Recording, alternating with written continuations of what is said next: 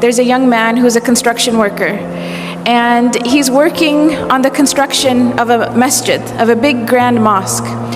And at the completion of the construction of this masjid, the sultan who ordered the construction of the masjid, he wanted all of the construction workers to leave.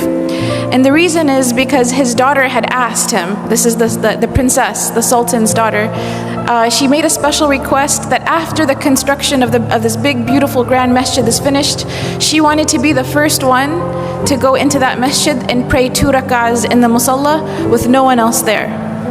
So this was the request of the princess.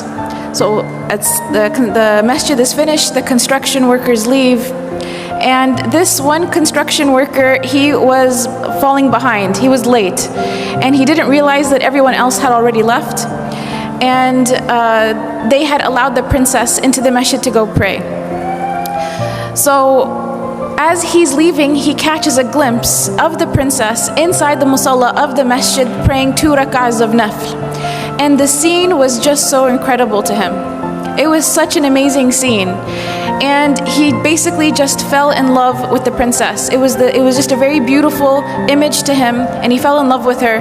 And it became more than that. He became infatuated with her. So when he came home, he told his mother about what had happened, and he said, you have to go to the sultan and ask for the princess's hand in marriage.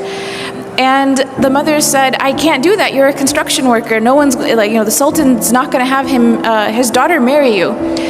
But this construction worker became infatuated. He couldn't work, he couldn't think, he couldn't eat, he couldn't sleep. He was just in a miserable state. And the mother, out of fearing for her son and his well-being, she realized that if she doesn't do something, he may die because he's refusing food and water at this point. So she goes to the palace and she asks to speak to the sultan, and the guards, they turn her away. And she insists and she says, my son is going to die. I have to talk to the sultan. So finally, they let her talk to the sultan.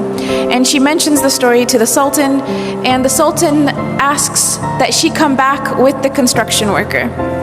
So they come back together, and he tells the construction worker, after everyone leaves the masjid at nighttime, after Isha prayer, you have to come and pray qiyam in this masjid for 40 nights. If you come and pray qiyam in this masjid for 40 nights straight, I will let you marry my daughter. And he said, there will be someone there to make sure that you come, and if you miss a day, we'll know about it. So in 40 days, if you fulfill your end of the bargain, I will let you consider my daughter for marriage. So the construction worker is excited. This is a chance at life. So he goes the first day and he prays qiyam in the masjid after everyone leaves. And he goes the second day and the third. And after a few weeks, he notices that he's getting better. He's eating again, he's drinking again. He cares about life again. And eventually he starts to really, really enjoy coming to the masjid and praying qiyam when everyone else has left.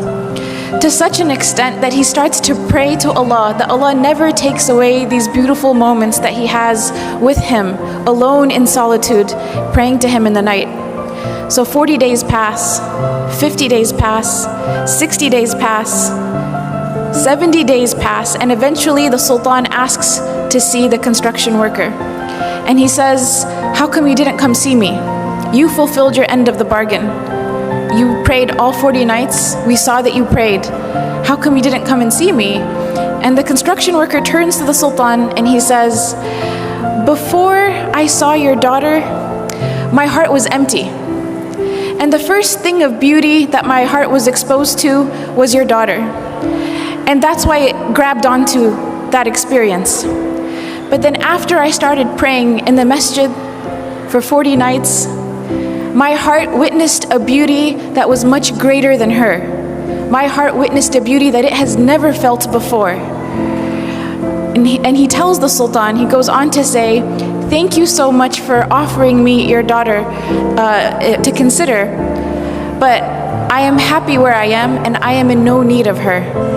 And he goes on his way. And he doesn't marry the princess because he had found a love and a beauty and a happiness that was much greater than just seeing the princess that one time.